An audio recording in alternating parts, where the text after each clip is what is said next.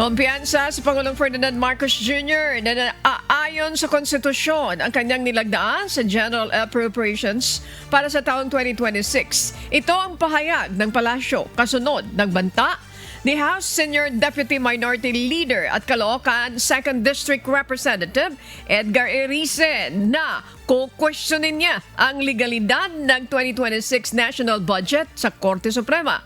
Partikular na rito ang natitirang unprogrammed appropriations sa 2026 na ayon sa kongresista ay unconstitutional. Ayon kay Palace Press Officer Undersecretary Claire Castro, handa ang executive branch na sumagot sa anumang petisyon na ihahain sa Korte Suprema kaugnay ng issue sa 2026 General Appropriations Act.